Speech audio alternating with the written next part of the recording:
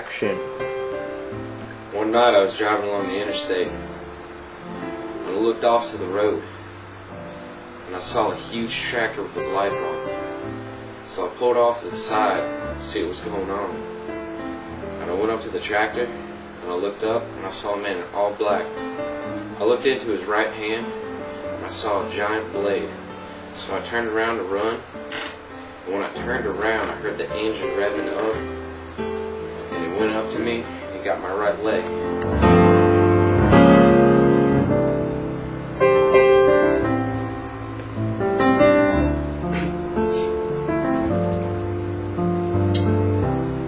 I swear if I saw him again, I would kill him. Sound good.